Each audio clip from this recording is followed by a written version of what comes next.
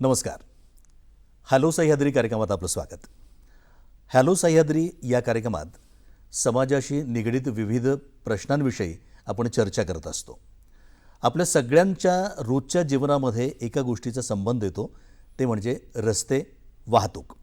आणि या वाहतुकीमधून निर्माण होणारे प्रश्नही आपल्याला रोज भेडसावतात. अपघात कुठे ना कुठे, कुठल्या ना कुठल्या कारणानं आपल्याला समोर येतात आणि त्या समोर येणाऱ्या अपघातात खूपदा आपल्याला काही ना काही उपाययोजना करावी असा विचार मनात येतो. अशा सगळ्या विचारांना एकत्रित करण्यासाठी केंद्र शासनाच्या वतीनं विविध प्रयत्न होत असतात. आज याच विषयी बोलण्यासाठी आपल्याकडे संजय ससाणे सर आलेले आहेत. सर नमस्कार. नमस्कार. संजय ससाणे सर प्रादेशिक परिवहन विभागात वेगवेगळ्या पदांवर आपल्या सेवा दिल्यानंतर आताही या वाहन चालकांच्या प्रशिक्षणात, संशोधनात स्वतःच्या सेवा देत आहेत. हा एकूण प्रवास आपण सुरुवातीलाच त्यांच्याकडून जाणून घेऊयात की ही सुरुवात कशी झाली आणि आज या सेवा कशा सुरू आहेत. मुळात 10वी नंतर 11वी 12वी या अभ्यासक्रमाच्या व्होकेशनल एज्युकेशनच्या पहिल्या बॅचचा मी विद्यार्थी, स्कूटर मोटरसायकल सर्व्हिसिंगच्या बाबतीतला.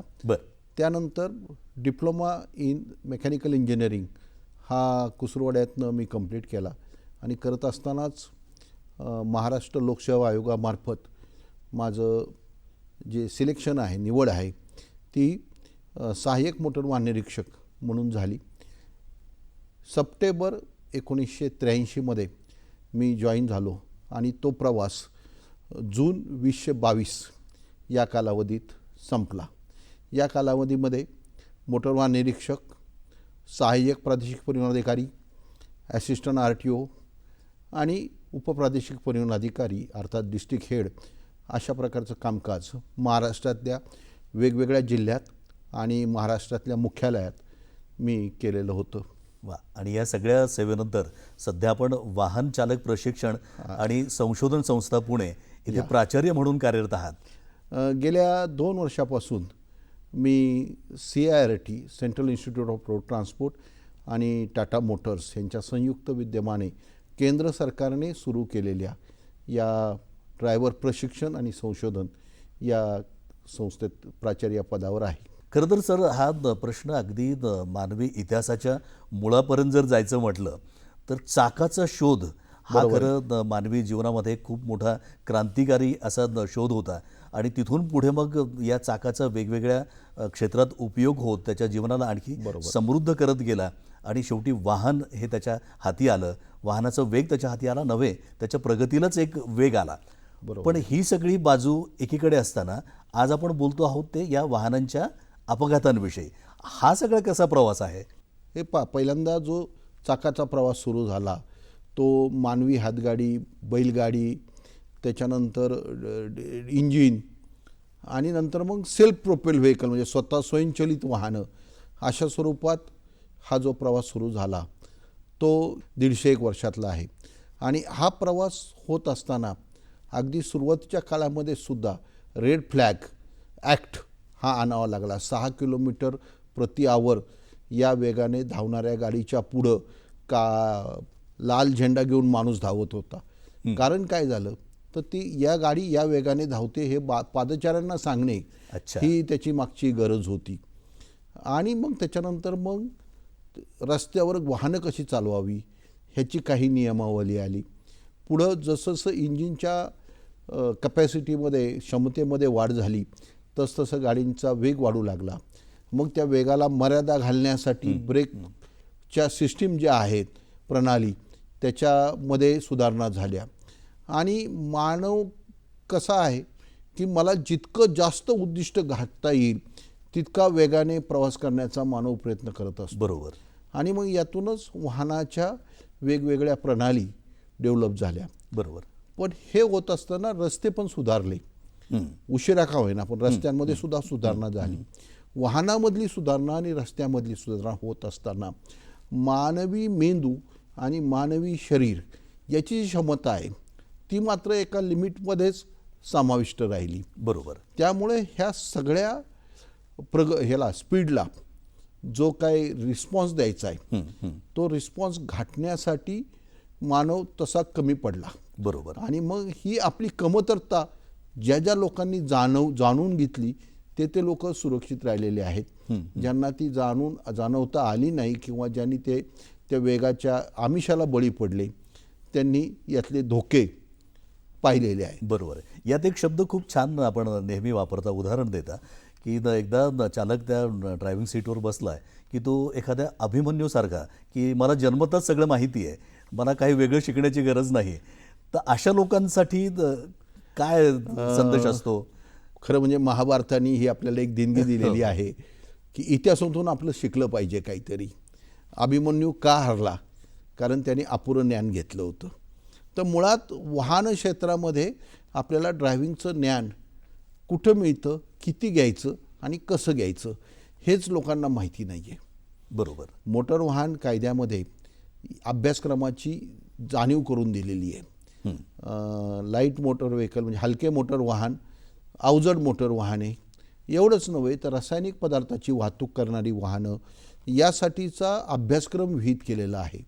आणि तुम्हाला गंमत वाटेल, एक 4 वर्षापूर्वी दुचाकी चालवण्याचा अभ्यासक्रमसुद्धा मोटर वाहन कायद्यामध्ये विहित करण्यात आलेला आहे. यामध्ये प्रशिक्षक कसा असावा, त्या पायाभूत सुविधा काय असाव्यात याचाही उल्लेख केला गेलेला आहे. फक्त कंपल्शन किंवा अनिवार्यता ही जी काय आहे ती कमर्शियल व्हेकल्स किंवा व्यावसायिक वाहनं आणि रासायनिक पदार्थाची वाहतूक करणारी वाहनं यांच्यासाठी फक्त अनिवार्यता करण्यात आलेली आहे. बरोबर. त्यामुळं अभ्यासक्रम असला तरी रस्त्यावर असणारी सर्व जी काही वाहनधारक आहेत हे प्रशिक्षण संस्थेमध्ये जाऊन प्रशिक्षण घेतलेले आहेत असं आपल्याला म्हणता येणार नाही. बरोबर. एकूणच वाहन चालवत असताना जी मानसिकता असायला हवी की मला वेगानं जायचं आहे, मला आरामदायी प्रवास करायचा आहे, पण मला सगळ्या नियमांचं पालन पण करायचं आहे, ही मानसिकता तयार करण्यासाठी काय नेमकं केलं पाहिजे? एखादं सुखवस्तूपणा आपल्याला मिळालेली आहे त्याचा आनंद घेणे आणि त्याचा वापर सुरक्षितपणे करणे ही जाणीव निर्माण होणं, जाणीव करून देणं गरजेचं आहे. बरं, ही सुरक्षा केवळ आपली नाही तर आपल्या परिसराची आहे, रस्त्यावरच्या अनेक लोकांची आहे. अगदी बरोबर. याच्यामध्ये कंट्रोल मी काय करू शकतो किंवा मला धोके काय आहेत ह्याची जाणीव असणं गरजेचं आहे. परदेशामध्ये हजार्ड परसेप्शन टेस्ट म्हणजे तुला धोका ओळखता येतो का ही सुद्धा चाचणी एक त्या वाहन चाचणीमध्ये समाविष्ट केलेली आहे. वा.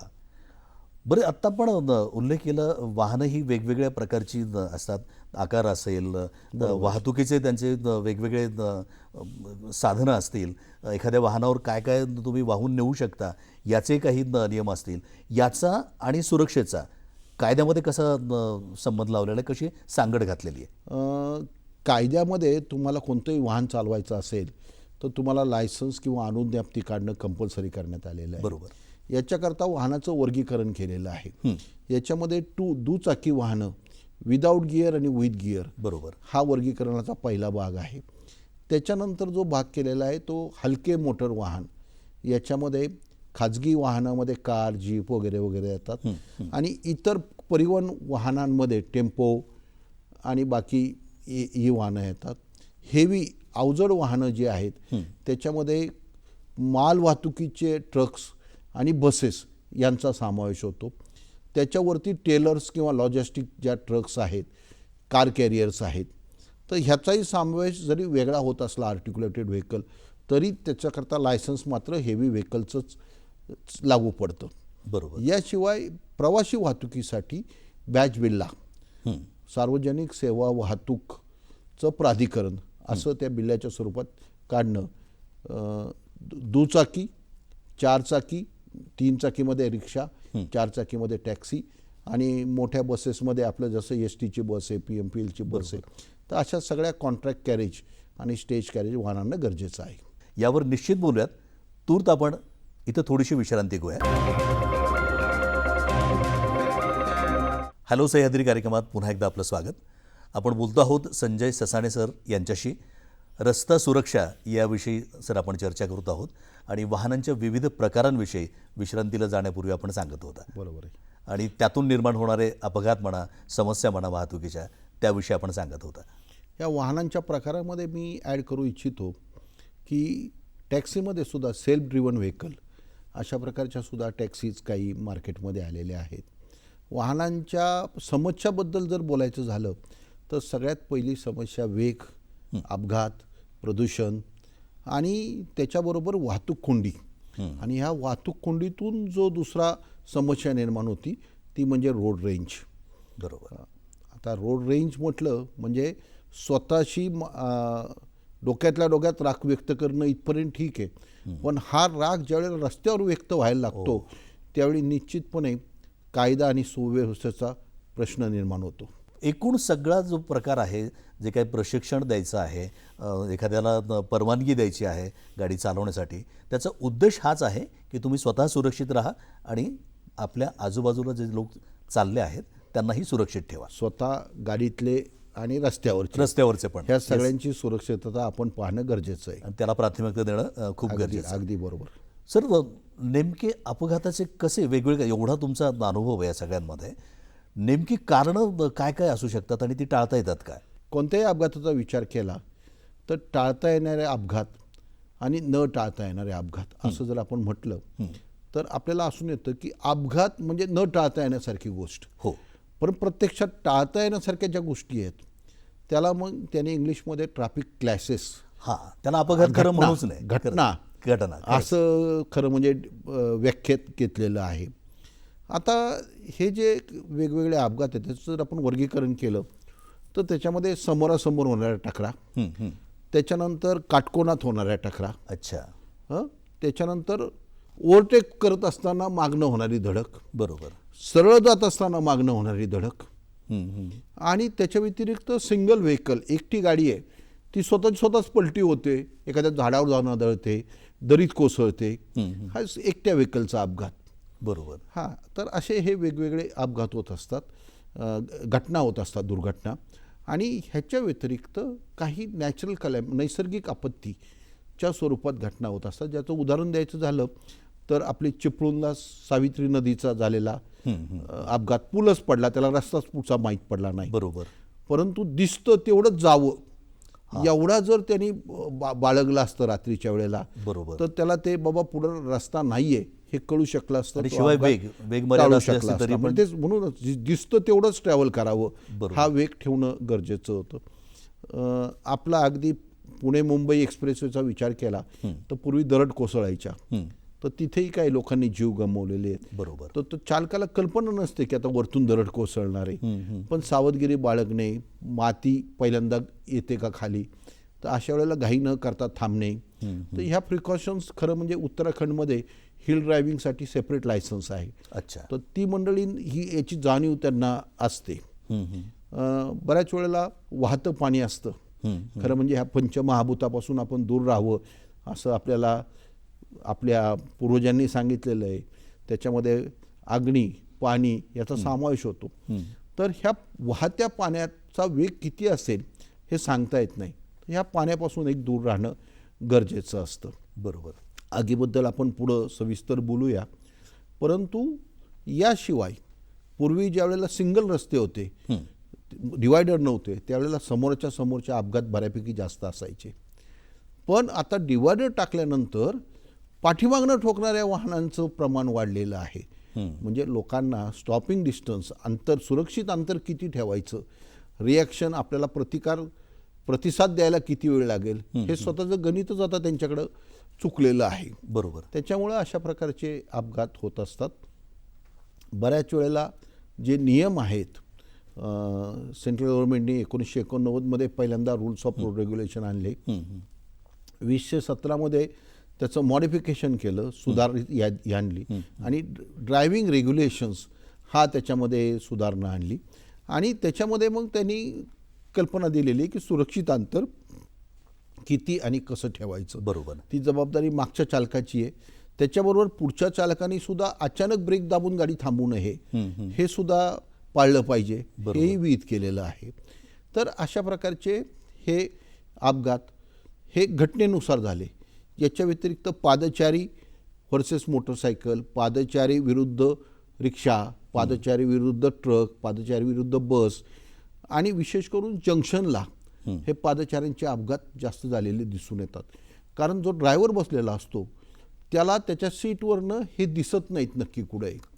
तर पादचाऱ्यांनी आणि सायकल स्वार, दुचाकी स्वार यांनी चालकांना आपण जर दिसत नसेल तर त्या परिसरात आपण थांबू नये ही काळजी घेणं गरजेचं आहे. सर, आत्ता 1989चा उल्लेख आपण केला. मला वाटतं या वर्षापासून जनजागृतीसाठी केंद्र शासनानं बरेच प्रयत्न केलेले आहेत. अगदी बरोबर. आणि सध्या तर जानेवारी महिना हा पूर्ण वर्षभरासाठी एक असा महिना पाळला जातो की सगळ्यांना प्रशिक्षण देणं, वेगवेगळ्या माध्यमातून प्रशिक्षण, वेगवेगळ्या मोहिमा राबवणं, शाळा, विद्यार्थी ते अगदी थेट चालकांचे जे वेगवेगळे प्रकार आहेत त्या सगळ्यांना प्रशिक्षण देणं आणि वेगवेगळे उपक्रम राबवणं यासाठी समर्पितपणे काम करण्याचा हा एक महिना असतो, जानेवारी महिना. याविषयी आम्हाला विस्तृत ऐकायला आवडेल सर. खरं म्हणजे हा रस्ते अपघात ही समस्या फक्त भारतापुरती मर्यादित नाही आहे. बरोबर. ही जागतिक समस्या आहे आणि जागतिक आरोग्य संघटनेने ह्याच्यावरती काम करायला सगळ्यांना सूचना दिलेल्या आहेत. भारतामधली ही वाढती अपघात संख्या विचारात घेऊन 1989 पासून पहिल्यांदा रस्ता सुरक्षा जनजागृती अभियानाची सुरुवात करण्यात आली. बरोबर. सुरुवातीला 7 दिवसासाठी असलेला हा आठवडा पुढं 15 दिवसासाठी करण्यात आला आणि आता तर गेले जवळजवळ 7-8 वर्षापासून 1 महिना या कार्यक्रमासाठी पूर्णपणे राबवला जातो. पण ही एक सुरुवात आहे. हा 1 महिन्याचा कार्यक्रम पुढं वर्षभर चालू राहावा अशी याच्या मागची भूमिका आहे. याच्यामध्ये घडी घालून दिली जाते, ती पुढं कंटिन्यू करणं अपेक्षित आहे. खरं तर केंद्र शासनाची ही योजना आहे, पण हा आपण म्हणाल्याप्रमाणे अगदी सामान्याचा, अगदी तळागाळातल्या छोट्याशा खेड्यातल्या माणसाचा हा प्रॉब्लेम आहे, ही समस्या आहे आणि त्याचा थेट संबंध आहे. तर हे सगळं कोऑर्डिनेशन कसं होतं दिल्ली ते अगदी एका गावापर्यंत? जर कागदपत्री म्हणाल तर दिल्लीवरनं ministry of road transport and highway अर्थात मार्ग परिवहन मंडळ तिकडनं त्या सूचना ज्या आहेत त्या माननीय मुख्यमंत्री, त्याचबरोबर सेंट्रल गव्हर्नमेंटच्या सचिवांच्याकडनं राज्याचे मुख्य सचिव यांना येतात आणि तिकडनं मग जे स्टेक होल्डिंग डिपार्टमेंट आहेत, भागधारक विभाग, त्यांच्या सगळ्यांच्यापर्यंत या सूचना दिल्या जातात आणि ते विभाग आपलं जे लोएस्ट युनिट आहे, म्हणजे RTOचं असेल तर जिल्हा स्तरावर, पोलिसांचं असेल तर पोलीस स्टेशन स्तरावर, खरं म्हणजे शाळा असेल तर शाळेच्या स्तरावर एज्युकेशन डिपार्टमेंट, बरोबर, नंतर मेडिकल वैद्यकीय विभाग आहे त्यांच्याकडं. तर अशा ह्या सगळ्या विभाग जे आहेत, म्हणजे आपण जर काउंट केले तर काही विभागांना आपण ह्याच्यात समाविष्ट आहो हे अजून जाणीवही नाही आहे. बरोबर. तर असं ह्या सगळ्यांना एकत्र घेऊन पुढे जाण्याची जी आपण मोठ म्हणतो ती मोठ डिस्ट्रिक्ट रोड सेफ्टी कमिटी, राज्य सुरक्षा परिषद, रस्ते सुरक्षा परिषद आणि केंद्र रस्ते सुरक्षा परिषद अशा ह्या ज्या काही यंत्रणा निर्माण केलेल्या आहेत त्या बांधत असतात आणि त्याच्याप्रमाणे काय करायचे कार्यक्रम आणि झालेल्या कार्यक्रमाचा आढावा हे या काउन्सिल्स आणि कमिटीज ह्या घेत असतात. जिल्हा स्तरावर जर बोलायचं झालं तर माननीय जिल्हाधिकारी यांच्या अध्यक्षतेखाली जिल्हा रस्ता सुरक्षा समिती आहे आणि त्याला आणखीन एक पॅरल म्हणून आपल्याकडे DPDC जसं असतं तसं जे सिनियर खासदार असतील त्यांच्या अध्यक्षतेखाली आणखीन एक समिती सेंट्रल गव्हर्नमेंटनी सुरू केलेली आहे, जेणेकरून सगळ्या विभागाचं कोऑर्डिनेशन एकत्र येईल. आणि कोणताही जो प्रस्ताव असेल तो मागं राहणार नाही. वेगवेगळ्या या राज्यांची काही वैशिष्ट्ये अशी आहेत का की आवर्जून त्यांना वेगळ्या प्रकारचं प्रशिक्षण द्यावं लागतं? मग पाण्याचा जिथं संबंध असेल, काही पर्वतांचा असेल, पहाडींचा असेल, आणि महाराष्ट्राची अशी कुठली आव्हानं आहेत किंवा वैशिष्ट्ये आहेत? तर जिथं सलग रस्ते आहेत, मोकळे रस्ते आहेत, त्या ठिकाणी वेगाला थोडासा आवर घालण्याची गरज आहे. जिथं घाट रस्ता आहे तिथं स्थानिक जे मेंबर आहेत ते स्थानिक मेंबरना माहिती असतं की इथे धोका आहे. अशा ठिकाणी बाहेरून आलेला मेंबर जो असतो ना तो तिथल्या प्रॉब्लेम्सला, धोक्यांना बळी पडू शकतो. बरोबर. आपण जर याचा विचार केला प्रादेशिकच्या ऐवजी वयोगटावाईज, तर खरं म्हणजे ही एक संस्कृती आहे. रस्ता सुरक्षित संस्कृती ही आपल्याकडं लोकांच्या मध्ये रुजवण्याची गरज आहे. महाभारतामध्ये अभिमन्यूचा जो आपल्याला रेफरन्स दिलेला आहे, संदर्भ दिलेला आहे, बोललेलो आहे, तसं ज्या वेळेला ते बाळ लहान असतं, पोटात असतं, तेव्हापासून खरं म्हणजे सुरक्षिततेचे धडे त्या आईनी देणं गरजेचं आहे. म्हणजे गाडीत बसताना कसं बसणार, चालताना कसं चालणार, आणि नंतर मग पुढं तो बालवाडीत जातो, शाळेत जातो, त्यावेळेला आजूबाजूची परिस्थिती कशी आहे, प्रवास कसा करतो, त्याचे पालक जे ते जर त्याला दुचाकीहून सोडताना हेल्मेट स्वतः घालत नसतील तर तो घालणार नाही. बरोबर. ते जर सीट बेल्ट लावत नसतील तर मुलगा लावणार नाही. ते जर सिग्नल पाळणार नसतील तर तो मुलगा पाळणार नाही. आणि इथं पालकांचा रिॲक्शन टाईम फास्ट असतो, तेवढा मुलाचा असू शकत नाही. त्यामुळं ज्यावेळी मुलं गाडी चालवतात त्यावेळी ती बळी पडण्याची शक्यता असते. त्यामुळं इथं पालकांनी इतर वर्तणुकीची जशी आपण जाणीव ठेवतो तशीच रस्ता सुरक्षेबाबतची जाणीवसुद्धा सुरुवातीपासून ठेवणं गरजेचं आहे. या मुलांना त्यांच्या शाळेच्या अभ्यासक्रमात याचा समावेश केला गेलेला आहे, डायरेक्टली नाही पण विषयानुसार. तुम्हाला उदाहरण द्यायचं झालं तर आपला न्यूटन्स लॉ आपण सगळेजण हे करतो. एखादी वस्तू स्थिर असेल तर ती स्थिर राहते, आणि जर पळत असेल तर ती पळत राहते. अशा वेळेला ज्यावेळी ब्रेक मारला जातो त्यावेळेला गाडी थांबते पण शरीर पळतं, म्हणून शरीर पुढं आदळतं. त्याला बांधून ठेवायची गरज असते, आणि ही फक्त पुढच्या सीटवरच्याला नाही तर मागच्या सीटवरच्यालाही. मग हा न्यूटन्सला पुस्तकात शिकताना जर कारमध्ये आपण सीट बेल्ट वापरला तर निश्चितपणे आपल्याला सुरक्षा लाभू शकते. पुन्हा एकदा हॅलो सह्याद्री कार्यक्रमात आपलं स्वागत. आपण संजय ससाने सर यांच्यासोबत रस्ता सुरक्षा याविषयीच्या महत्त्वाच्या विषयी बोलत आहोत. सर, विश्रांतीला जाण्यापूर्वी आपण शाळांमध्ये विद्यार्थ्यांना ही संस्कृती देणं, हे संस्कार देणं याविषयी सांगत होता. खूप छान आणि महत्त्वाचा विषय आहे तो. अगदी बरोबर. पण ह्या विद्यार्थ्यांपर्यंत हा विषय कसा पोचवायचा याविषयी तिथल्या प्रशिक्षकांना, म्हणजे वर्ग शिक्षकांना त्यांची शाळा घेण्याची खरं गरज आहे. CBSE आणि इतर हे जे आहेत बोर्ड आहेत, SSC बोर्ड आहेत, स्थानिक बोर्ड आहेत, तर ह्या सगळ्यांनी त्यांच्या अभ्यासक्रमामध्ये हा विषय आणलेला आहे. आणि हा विषय आणल्यानंतर नवीन शैक्षणिक धोरण जे आहे त्याच्यामध्ये सुद्धा स्किल बेस्ड ट्रेनिंग हे हा उल्लेख केलेला आहे. ड्रायव्हिंग इज अ स्किल, आणि ड्रायव्हिंग हे तुम्हाला उत्पादकतेसाठी उपयोगी आहे आणि त्याचबरोबर तुमच्या ट्रॅव्हल म्हणजे प्रवासासाठी उपयुक्त आहे.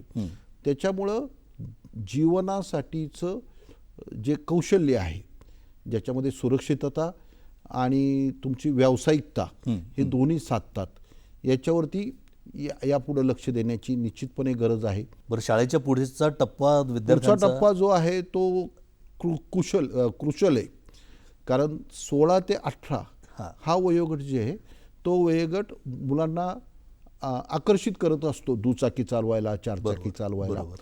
परंतु तेवढी क्षमता त्यांच्या मेंदूची विकसित झालेली नसते, किंवा धोका ओळखण्याची जाणीव मध्ये ती कमी पडत असतात. त्यामुळं या वयोगटामध्ये परदेशामध्ये जे काही प्रयत्न केले जातात की बाबा ग्रॅज्युएट लायसन्सिंग स्कीम, तर या काळामध्ये त्यांना चिन्हांची माहिती, नियमांची माहिती, बरोबर असं केलं तर काय होईल. खरं म्हणजे आपल्या बालभारतीचं कौतुक केलं पाहिजे. नागरी संरक्षण आणि वाहतूक सुरक्षा असा विषय त्यांनी लागू केलेला आहे. फक्त तो ठराविक म्हणजे मुलांसाठी आहे, ऑप्शनल ठेवला आहे. बरोबर. तो जर अनिवार्य केला तर सगळ्या विद्यार्थ्यांपर्यंत हा विषय पोचू शकेल, ज्याच्यामध्ये कमी वयातल्या मुलांनी वाहन चालवलं तर पालकांना शिक्षा होते. की 16-18 या 2 वयांमध्ये हा प्रश्न असतो की 16 वर्षाच्या एखाद्या मुलाला एखादं वाहन चालवता येतं का, विदाऊट गिअर असेल किंवा आणखी काही? कायद्यातल्या तरतुदीमध्ये 16 ते 18 वयोगटामध्ये विदाऊट गिअर वाहन पण 50 CC पेक्षा कमी इंजिन कपॅसिटी असलेलं चालवता येऊ शकेल. त्याच्याकरता असं लायसन त्याच्या घरात, अशी गाडी त्याच्या घरात असेल तर त्याने RTOला दाखवावी. अच्छा. आणि मग ती चालवायचं लायसन RTO त्याला देऊ शकतात. वा. परंतु आता बाजारात अशा गाड्याच उपलब्ध नाही आहेत. त्यामुळं तो क्लास द्यायचं सध्या तरी स्थगित केलेलं आहे. चिन्हांची माहिती याविषयीचा विषय काढला. शाळांमधून हे प्रयत्न होतातच, पण माझ्या पाहण्यात चित्तरंजन वाटिका अशी शिवाजीनगरमध्ये बाग आहे. त्या बागेत ट्रॅफिकचं एक चिन्ह दाखवणारा ट्रॅफिक पार्क असा तिथं मुद्दाम रस्ते तयार केलेले आहेत, डावीकडे वळा उजवीकडे वळा. हाही एक मला वाटतं खूप चांगला प्रयत्न आहे. अनेक शहरातून traffic park, children traffic park develop झालेले आहेत. हा विद्यार्थ्यांना माहिती देण्याचा एक चांगला उपक्रम आहे. काही शाळांनी तात्पुरते ट्रॅफिक पार्क त्या विषयाचा क्लास असेल त्यावेळी त्यांच्या शाळात दाखवता येतील असेही तयार केलेले आहेत. काही शाळांनी त्यांचा जो सायन्स एक्झिबिशन असतो त्याच्यामध्ये हा विषय मांडलेला आहे, प्रोजेक्ट मांडलेला आहे. आपण महाविद्यालयीन विद्यार्थ्यांबरोबर बोलत होतो. तर अशा या विद्यार्थ्यांमध्ये फ्लॅश डान्स किंवा स्टॉल्स अशा स्वरूपातूनही केलेलं आहे. राष्ट्रीय सेवा योजना आणि NCC या दोन्ही माध्यमातून या मुलांपर्यंत हा विषय पोचवण्याचा शासनाने प्रयत्न केलेला आहे.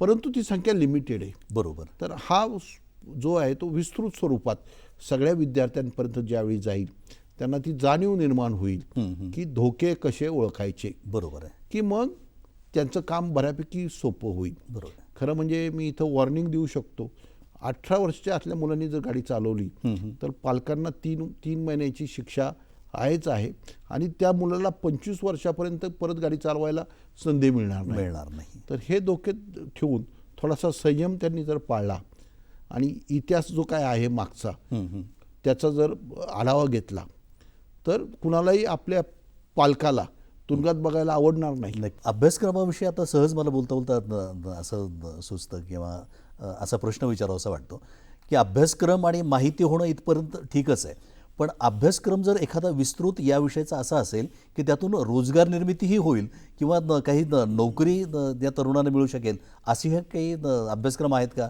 अशा काही योजना आहेत का? माननीय गडकरी सरांनी स्वतः जाहीर केलेलं आहे की आपल्याकडं वाहनांची निर्मिती एवढी मोठ्या प्रमाणात आहे की ती चालवायला चालक मिळत नाहीत. बरोबर. आणि खरं म्हणजे वाहनं चालवणं हे आता ड्रायव्हरचं काम राहिलेलं नाही, त्याला कॅप्टन पाहिजे. आणि कॅप्टन जो आहे त्याला टेक्निकल नॉलेजसुद्धा सफिशियंट पाहिजे. त्यामुळं ह्या चालकांना जे कॅप्टन्स आहेत त्यांना प्रतिष्ठा प्राप्त करून देणं, योग्य तो पगार देणं, ही जर आपल्याकडे उद्योगाने ही संधी साधली तर मला वाटतं निश्चितपणे अनेक तरुण याच्याकडे आकर्षित होतील. बरोबर. आणि यामध्ये वाहन चालवणे याच्याबरोबर ड्रायव्हर शिवाय इतर ज्या संधी आहेत त्याच्यामध्ये आता नवीन आपण पाहिलं की ॲप बेस 2 व्हीलर आलेले आहेत, ज्याच्यामध्ये पोर्टल सर्व्हिसेस आहेत, त्याच्यानंतर तुमच्या टॅक्सी सर्व्हिसेस आहेत. वाहन विक्रेता एक चांगला सेल्समन होणं, त्याला ते ड्रायव्हिंग येणं गरजेचं आहे. बरोबर. आता मी ज्या विभागात होतो त्या विभागामध्ये मोटर वाहन निरीक्षकाचं काम होतं वाहन चाचणी घेणे. बरोबर. तर त्यालाही ड्रायव्हिंगचं कौशल्य येणे आवश्यक आहे. आपल्याकडच्या डिलिव्हरी बॉयज असतील, डिलिव्हरी बॉयज, फार्मास्युटिकल ज्या कंपन्या आहेत या सगळ्या कंपन्यांना जागजागी जाऊन विकावं लागतं. म्हणजे मार्केटिंगमधली जी मंडळी आहे त्यांच्या बायोडाटामध्ये लायसन्स आहे का, कोणती गाडी चालवतो हे बायोडाटामध्ये मेन्शन करावं लागतं. इवन परदेशामध्ये जाताना आपल्याला लायसन्स आहे का असं विचारलं जातं. वा कारण तिथले डिस्टन्सेस जास्त असतात. अगदी त्यामुळं हे स्किल हे जीवन कौशल्य आहे असं मी या निमित्तानं म्हणेल. याविषयी आपण अधिक बोलूच या सर. इथं थोडीशी विश्रांती घेऊया. पुन्हा एकदा हॅलो सह्याद्री कार्यक्रमात आपलं स्वागत. आपण संजय ससाने सर यांच्याशी बोलतो आहोत रस्ता सुरक्षेविषयी. सर, विश्रांतीला जाण्यापूर्वी आपण वाहन निर्मितीचा विषय आणि रोजगार निर्मिती असं त्यातनं विवेचन केलं. मला वाटतं वाहन निर्मिती करत असतानाच काही जर त्यांना सूचना देण्यात आल्या शासनाकडून अनुभवाच्या जोरावर की अपघात का घडतात, कसे घडतात, कुठली मानसिकता नसायला हवी, वाहनातल्या कुठल्या कमतरतेमुळे अपघात झाला, अशा काही सूचना शासनाकडून निर्मिती करणाऱ्या कंपन्यांना दिल्या जातात का? नक्कीच. कोणतंही वाहन तयार होऊन रस्त्यावर येण्यापूर्वी या वाहनांना वाहन चाचणी घेणाऱ्या संस्थांकडे जावं लागतं. ARI, CRT, ICAT ह्या यातल्या काही संस्था आहेत. त्यांनी त्याला प्राधिकृत केल्यानंतरच ती वाहनं विक्रीसाठी मार्केटमध्ये येऊ शकतात. ह्या सगळ्या वाहनांबरोबर ओनर्स मॅन्युअल दिलं जातं. पण दुर्दैवानं ह्या वाहन कंपन्यांच्या ट्रेनिंग स्कूल्सही आहे बऱ्याचशा. पण दुर्दैवानं जेवढी वाहनं निर्माण होतात तर तेवढ्या चालकांपर्यंत हे सगळं प्रशिक्षण पोचत नाही.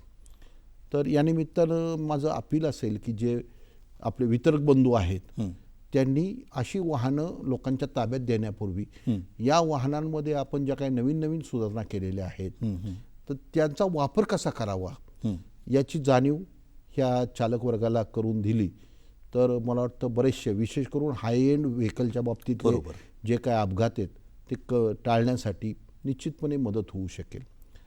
शासनाने खरं म्हणजे जागतिक स्तरावर यासाठी 5 पिलर्स म्हणजे 5 खांब अशा प्रकारची योजना मांडलेली आहे.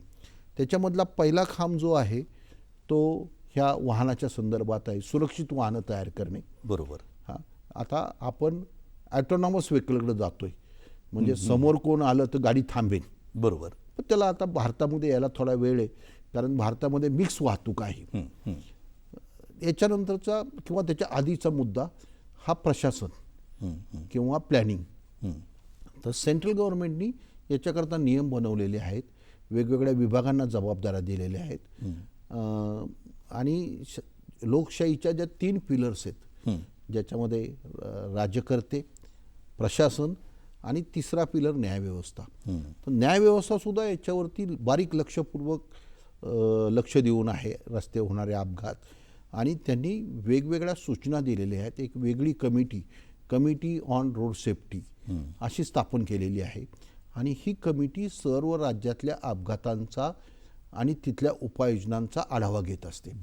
आणि पुढे तुम्ही काय करणार आहात याचीही विचारपूस करत असते, जेणेकरून आता एक तिसरा डोळा या सगळ्या व्यवस्थेवरती लक्ष ठेवण्यासाठी आहे असं मी म्हणेल. याच्यानंतरचा पिलर आहे पायाभूत सुविधा. तर याच्यामध्ये रस्ते निर्मिती करणारी जी व्यवस्था आहे त्यांचा महत्त्वाचा रोल आहे. बरोबर. रस्ते तयार होत असताना फॉरगिव्हिंग रोड, चालकांनी जरी चूक केली तर त्याला माफी देईल असा रस्ता निर्माण करावा. अशा प्रकारचं तंत्रज्ञान आणि सूचना या IRC या कोडमधनं देण्यात आलेली आहे. ही साधारण काय कल्पना आहे? असा रस्ता, विशेष रस्ता कसा तयार करता येईल? कसं आहे, आता वळण आहे. आता वळण घ्यायचं म्हणल्यानंतर आम्ही परत शाळेतले नियम विसरून जातो की वळणाचा रस्ता आला तर स्पीड कमी करा, नाही तर तुम्हाला तो बाहेर फेकेन. बरोबर. तर हे जे आहे हे त्याला बाहेर फेकल्या गेल्यानंतर त्याला झेलण्यासाठी तिथं बॅरिकेड्स बसवलेले आहेत. आणि ते बॅरिकेड्स पण शॉक ॲब्सॉर्बिंग बॅरिकेड आहेत. तर त्याच्या व्यतिरिक्त आता रोलर पण बसवलेले आलेत, म्हणजे समजा झटका बसला तरी त्याची ताकद कुठंतरी तो शोषून घेईल, जेणेकरून आतल्या लोकांना कमीत कमी लागेल. बरोबर. हां, तर अशा प्रकारे फॉरगिव्हिंग रोड्स बनवण्यात आलेले आहेत.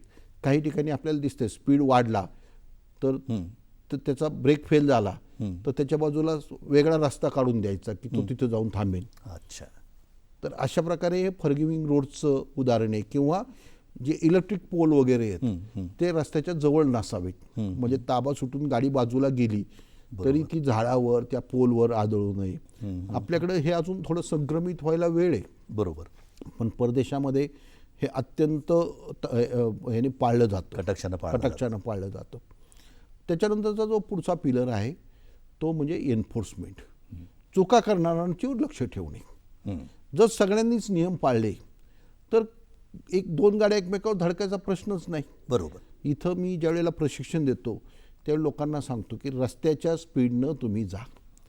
म्हणजे काय तर दोन गाड्या ज्यावेळी चालतात किंवा तुम्ही जाता त्यावेळी तुम्हाला किती गाड्या ओव्हरटेक करतात किंवा तुम्ही किती गाड्यांना ओव्हरटेक करता ही संख्या जर जास्त असेल तर एक तर तुम्ही फार स्लो आहात किंवा तुम्ही फार फार जाता. बरोबर. कमीत कमी गाड्या तुम्हाला ओव्हरटेक करत असतील आणि कमीत कमी गाड्यांना तुम्हाला ओव्हरटेक करायला लागत असेल तर तुम्ही रस्त्याच्या योग्य स्पीडनं जाता.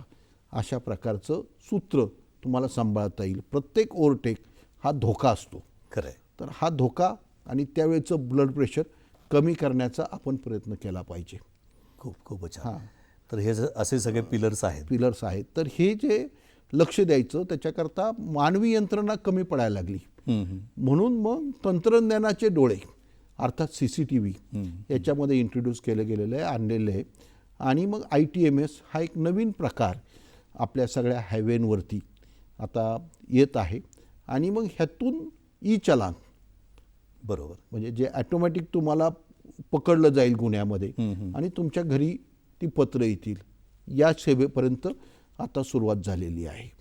आणि परदेशात जाताना सुद्धा तुमच्या नावावरती जर हे असतील वाहतूक गुन्हे असतील तर तुम्ही तिकडे जायला फिट नाही म्हणून तुमचे व्हिसा रिजेक्ट होऊ शकतात. एवढं सिरियसली तिथं पाहिलं जात असतं. यातला शेवटचा पिलर राहिलेला आहे तो म्हणजे समजा एवढं सगळं करूनही अपघात झाला तर त्या जखमीला आपल्याला जर कमीत कमी वेळात आपण सेवा देऊ शकलो, अर्धा तास 1 तास, ज्याला गोल्डन आवर्स असं म्हटलेलं आहे. बरोबर. तर ह्या इमर्जन्सी मॅनेजमेंट सिस्टीमसाठी केंद्र सरकारने राज्य सरकारने आता ॲम्ब्युलन्स डिप्लॉय केलेल्या आहेत. आणि मग ह्या नुसत्या ॲम्ब्युलन्स डिप्लॉय केलेलं सुद्धा आपल्याला पोचायला 12 मिनटं 15 मिनटं लागतात. तर मधल्या काळात काय तर याच्याकरता वाहतूकच्या सिलेबसमध्ये म्हणजे चालकाच्या सिलेबसमध्ये फर्स्ट एड हा इंट्रोड्यूस सामील केलेला आहे. म्हणजे तो चालकच रस्त्यावरती जो इमिजिएट उपलब्ध असेल तो जखमीला बघेन बाबा कसा आहे, किती लागलंय, त्याला सुरक्षित साईडला घेणे, ॲम्ब्युलन्स सर्व्हिसला फोन करून सांगणे नक्की कुठं आहे, काय आहे, आग लागली का, जखमी झालीत, किती माणसं जखमी झालीत. म्हणजे त्याप्रमाणे शासकीय यंत्रणा जी ॲम्ब्युलन्स असेल ती वर्कआउट होऊन तिथं पोचायला मदत होऊ शकेल. तर हा फर्स्ट रिस्पॉन्डंट म्हणजे पहिला प्रतिसाद देणारा व्यक्ती हा जर शिक्षित झाला तर आपल्याला रस्त्यावरचे बरेचसे जीव निश्चितपणे वाचवता येईल. तर अशा प्रकारची ही यंत्रणा EMS सिस्टीममध्ये सध्या कार्यान्वित आहे. आणि अशा प्रकारे जो मदत करेल त्याला जीवनदूत किंवा गुड सॅमरिटन असं म्हणून त्याला बक्षीस देण्याची योजना सुद्धा सरकारने जाहीर केलेली आहे. जवळच्या हॉस्पिटलनी असे कॅन्डिडेट म्हणजे असे जे जखमी आहेत त्यांना सपोर्ट देणं आवश्यक आहे. आणि त्याच्यासाठी सुद्धा विमा योजना शासनाने जाहीर केलेली आहे. बरोबर. या संदर्भातलाही नियम आता बदललेला आहेच आहे की जर हॉस्पिटलला अशी व्यक्ती जात असेल अपघातग्रस्त तर तिला आधी उपचार दिला पाहिजे आणि मग पोलीस नोंदणी वगैरे पोलीस नोंदणी करावी. त्याचप्रमाणे जो घेऊन जाईल त्याची जर इच्छा नसेल तर त्याची ओळख सुद्धा विचारण्याची गरज नाही आहे. तर ही सगळी माहिती तुमच्याकडनं घ्यायचीच आहे. पण हॅलो सह्याद्री कार्यक्रमात इथं थोडंसं थांबूया, पुन्हा बोलूया या विषयावर. नमस्कार, पुन्हा एकदा हॅलो सह्याद्री कार्यक्रमात आपलं स्वागत. आपण रस्ता सुरक्षेविषयी बोलतो आहोत. आपल्यासोबत आहेत संजय ससाने सर. सर, विश्रांतीला जाण्यापूर्वी खूप महत्त्वाचा विषय आपण बोलत होतो की अपघात हे होणारच आहेत काही ना काही कारणाने. कधी ते नैसर्गिक कारण असेल तर कधी मानवी चूक असेल. या अपघातांनंतर कारणमीमांसा कशी केली जाते की नेमकी चूक कोणाची होती, काय कारणानं अपघात झाला. इथं जर शिक्षा देणं आपला हा महत्त्वाचा भाग नाही आहे, त्यातनं शिकणं हा महत्त्वाचा. अगदी आपण बरोबर सांगितलं. इतिहासातून शिकणं महत्त्वाचं आहे की असा अपघात पुन्हा होऊ नये याच्यासाठी काय करावं लागेल.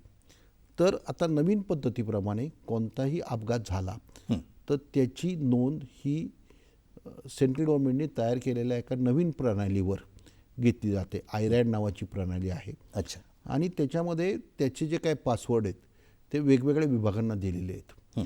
सर्वप्रथम पोलीस विभागाकडं तक्रार दाखल केली जाते, त्यामुळं पोलीस विभाग ती माहिती त्यात भरतो. अपघात कुठं झाला, कसा झाला, कोण कोण त्याच्यामध्ये समाविष्ट आहे. त्याच्यानंतर पुढचा जो किती लोक जखमी आहेत, मृत्युमुखी आहेत. त्याच्यानंतर पुढचं जे वाहन असतं त्या वाहनाची तपासणी लोकल मोटर वाहन निरीक्षक करतात. अच्छा. मग त्या मोटर वाहन निरीक्षकांनी लिहायचं असतं की बाबा हे वाहन मुळं अपघात झाला का, वाहन ज्यावेळेला अपघात झाला त्यावेळी तांत्रिकदृष्ट्या योग्य होते. अच्छा, स्थिती काय होती? स्थिती काय होती हे त्याला तपासून द्यायचं आहे. त्याच्यानंतर पुढचा जो आहे तो रस्ते ज्यांनी बांधलेले आहेत तर त्यांचा रिपोर्ट आहे. अच्छा. की रस्त्यांच्या काही प्रॉब्लेम्समुळं हा अपघात झाला का, म्हणजे त्या भागात तो त्या रस्ता कसा भागातला होता? रस्ता कसा होता. अच्छा. आणि त्याच्यामध्ये मी इथं ॲड करू इच्छितो, टाकू इच्छितो की सेंट्रल गव्हर्नमेंटनी हायकोर्टाने ज्या काही सूचना दिलेल्या आहेत, सुप्रीम कोर्टाने दिल्यात, त्याच्याप्रमाणे रस्ता अपघातला जर रस्ता कारणीभूत असेल अच्छा. तर त्याला कॉम्पेन्सेशन किंवा नुकसान भरपाई ही आता रस्ता विभाग देणार, अशी सूचना नुकतीच लागू केलेली आहे. 6 लाखापर्यंत आणि जखमींना 50,000पर्यंतची रक्कम त्याच्यामध्ये मंजूर करण्यात आलेली आहे. अर्थात त्याच्याविषयी संबंधित तिथला जो नियंत्रक अधिकारी असेल त्याच्यावरती काय हे होईल, ठप्पा ठेवला जाईल तो वेगळा. बरोबर.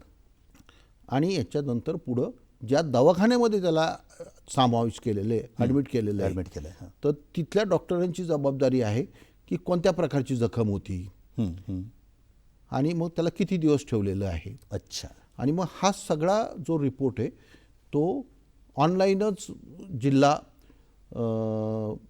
विधी विभाग म्हणजे कोर्टाकडे पाठवला जातो, जिथनं मग त्याच्या कॉम्पेन्सेशनची प्रक्रिया इन्शुरन्स कंपनीमार्फत सुरू व्हायला मदत होती. म्हणजे आता MSCTकडं तुम्हाला वेगळं प्रकरण दाखल करायची गरज नाही आहे. हा सगळा प्रवास ऑटोमॅटिक होतो. आणि पोलीस स्टेशनवर जबाबदारी आहे की सगळी कागदं गोळा करून जो कोण व्हिक्टीम आहे त्याला ती देणं बंधनकारक करण्यात आलेलं आहे. तर त्या व्हिक्टीमच्या घरी जाऊन त्याला धीर देणं ही एक ॲडिशनल सामाजिक जबाबदारी ती पण आता सेंट्रल गव्हर्नमेंटने सोपवलेली आहे. वा. जागतिक पातळीवर कशा घडामोडी या बाबतीत घडतायत म्हणा, झाल्यात म्हणा, त्यापासून आपण काही शिकायचं आहे का? नक्कीच. आपण त्याचे स्वाक्षरीदार आहोत की जे काही आत्तापर्यंत हे झालेले आहेत त्याचे ठराव झालेले आहेत. या ठरावामध्ये आपल्या माननीय परिवहन मंत्र्यांनी मान्य केलेलं आहे की खरं म्हणजे 2021 आपलं 2011 ते 2020 हे अपघात टाळण्याच्या उपाययोजना ठरवण्याचं दशक म्हणून पाळलं गेलेलं आहे. आणि त्यामध्ये 50% अपघात कमी करू, 50% जीवितहानी कमी करू हे ठरवण्यात आलं होतं. पण ते काय आपण पाळू शकलो नाही. म्हणून 2021 ते 2030 हे दशक जे आहे त्याच्यामध्ये सस्टेनेबल डेव्हलपमेंट गोल अर्थात शाश्वत विकासाची उद्दिष्ट, याच्यामध्ये वेल बिईंग ऑफ द हेल्थ म्हणजे आरोग्य चांगलं असणं, त्याच्यामध्ये 3.6च्या मुद्द्यामध्ये रस्ते अपघात हे मानवी चुकामुळं मॅक्झिमम होत असतात. बरोबर. हे कमी कसे होतील याच्या उपाययोजना करण्याचं जागतिक स्तरावरती उद्दिष्ट दिलं गेलेलं आहे. आणि मग ते राज्य स्तरावर केंद्र शासनाने देश स्तरावर राबवण्याचं लागू केलेलं आहे. आता ह्याच्यासाठी ह्या 5 पिलरच्या योजना मग अशा आपण ज्या केल्या त्या सगळ्या लागू आहेत. त्याच्यामध्ये दुर्घटना घडणाऱ्या ठिकाणचा अभ्यास करणं, 500 मीटरमध्ये जर घटना वारंवार घडत असतील तर त्याला ब्लॅक स्पॉट म्हणून डिक्लेअर करून त्याला प्राथमिक काय करू शकू किंवा कायमस्वरूपी काय उपाययोजना करू शकू, याचं ज्वलंत उदाहरण म्हणजे आपल्याकडे नवले ब्रिजचं उदाहरण आहे. बरोबर. की बाबा तात्पुरत्या उपाययोजना स्पीड कमी करणं, लॉंग टर्म म्हणजे रस्ता बदलून घेणं. तर अशा प्रकारचं धोरण याच्यामध्ये अवलंबलं जात आहे. त्याचबरोबर जखमींना लवकरात लवकर हलवणं, मग ह्याच्याकरता अगदी एअर ॲम्ब्युलन्सपासूनच्या सुविधा येणं, बरोबर. हॉस्पिटलमध्ये ती सुविधा निर्माण करून घेणं, ट्रॉमा केअर सेंटरची निर्मिती करणं, हा उपाययोजना तिथं आलेला आहे. वाहन निर्मितीच्या क्षेत्रामध्ये वाहनं जी आहेत ती चांगली कशी विकसित होती. म्हणजे आपल्याकडं मुलांनी सांगितलं आवडतं म्हणून आपण गाडी विकत घेतो, पण ही मुलं जर 5 वर्षाच्या खालची असतील तर त्यांना बसण्यासाठी वेगळं सीट, चाइल्ड रिस्ट्रेन हे विकत घेत नाही. खरं म्हणजे त्याला सीट बेल्ट लागू शकत नाही, तर त्याला चाइल्ड रिस्ट्रेनमध्ये त्याला सुरक्षित ठेवणं गरजेचं आहे. लहान मुलांसाठी हेल्मेट लागू केलेली आहे. बरोबर. तर हा नवीन त्याच्यामध्ये उपाय केलेला आहे. स्पीड लिमिटसाठी इंटरसेप्टर व्हेकल आणलेले आहेत आत्ता दोन्ही पोलीस विभाग आणि मोटर वाहन विभाग. आणि आपलाच देश नाही तर इतर देशातले लोक आपल्याकडच्या अधिकाऱ्यांना त्यांचं कपॅसिटी बिल्डिंग, कौशल्य वाढवण्यासाठी ट्रेनिंग द्यायला सुद्धा येतात इथं. वा. म्हणजे ब्लूमबर्ग फिलॉन्ट्रॉपीनी आपल्याकडे ट्रेनिंग दिलेलं आहे. म्हणजे मी स्वतः एज्युकेटिव्ह लिडरशिप प्रोग्रॅम फॉर एन्फोर्समेंट हा मी त्या कोविडमध्ये ऑनलाईन कंप्लीट केला. बरोबर. आणि शिवाय आपण प्रशिक्षण संस्थेतही प्राचार्य म्हणून कार्यरत आहातच. तर अशा प्रकारे जिथं जिथं जे काही चांगल्या गोष्टी मिळतील त्या आपल्या लोकांनी स्वीकारून याचा उपयोग आपल्या सगळ्या जनतेला कसा होईल हे देण्यासाठी केलं पाहिजे. बरोबर. वाहन प्रशिक्षण देण्यासाठी केंद्र सरकारने 17 ठिकाणी आमची जी संस्था आहे अशा प्रकारच्या ह्या संस्था उभ्या केलेल्या आहेत. याच्याशिवाय जिल्हा स्तर आणि राज्यस्तरावरती फंडिंग दिलेलं आहे की बाबा अशी संस्था तुम्ही निर्माण करा. आणि अशा संस्थेमधनं शिक्षण घेणाऱ्या विद्यार्थ्यांना RTOमध्ये जाऊन सेपरेट टेस्ट द्यायची पण गरज नाही. It is deemed university. Okay. University त्यांनी जर सर्टिफिकेट दिलं की ह्याने हा पूर्ण कोर्स केला आहे तर ते सर्टिफिकेट जमा केल्यानंतर त्याला लायसन्स आपोआप त्याला घरी येणार. खूप छान. म्हणजे ही पण सुविधा केंद्र सरकारने निर्माण केलेली आहे. वाहनांची तपासणी जी काय व्यावसायिक वाहनं आहेत त्यांची चांगली व्हावी या दृष्टीने ॲटोमॅटिक टेस्टिंग सेंटर आणलेले आहेत. वाहनांना वयोमर्यादा दिलेली आहे. त्या वयोमर्यादेच्या पलीकडची जी वाहनं असतील त्याला स्क्रॅप करणे, भंगारात काढणे आणि त्यातून नवीन वाहन विकत घेण्यासाठी डिस्काउंटिंग, अच्छा, तुम्हाला कुपन देणे आणि त्या जी जुनी वाहनं स्क्रॅप केली त्याच्या स्क्रॅपमधनं नवीन वाहन निर्मितीला रेडी रॉ मटेरियल उपलब्ध करून देणं अशी ही सर्क्युलर इकॉनॉमी केंद्र सरकारने सध्या लागू केलेली आहे. की या सगळ्या गोष्टींमध्ये स्वतःहून काम करणाऱ्यांना, स्वयंसेवक ज्यांना म्हणता येईल, त्यांच्यासाठी प्रोत्साहन म्हणून काही योजना आहेत का? आणि त्या संदर्भात आपण आमच्या प्रेक्षकांना काय संदेश देऊ इच्छिता? खरं म्हणजे याच्यात काम करणे जीव वाचवण्यासारखं पुण्य नाही आहे. खरं आहे. तर याच्यामध्ये CSR कॉर्पोरेट सोशल रिस्पॉन्सिबिलिटी खाली फंडिंग देणारी मंडळी आहे. 2% खर्च उत्पादनाचा त्यांनी त्याच्यामध्ये केला पाहिजे. आपल्याकडं सुद्धा असेच कोर्सेस आपण अवजड वाहन चालकांना प्रशिक्षणासाठी वापरत असतो. केंद्र सरकार पुरस्कारसुद्धा देत असतं. याशिवाय ज्या NGO आहेत त्यांचा सत्कार फिकी आणि इतर संस्था करत असतात. मला सांगायला आनंद होतो की गेल्याच महिन्यामध्ये टायर मॅन्युफॅक्चरर जे आहेत ऑल ओव्हर इंडियाचे त्यांनी IDTR या संस्थेला 50,000 रुपयाचं पारितोषिक आणि विशेष बक्षीस वुमन एम्पॉवरमेंट या क्षेत्रामध्ये जे आम्ही ट्रेनिंग दिलं त्यामध्ये दिलेलं आहे.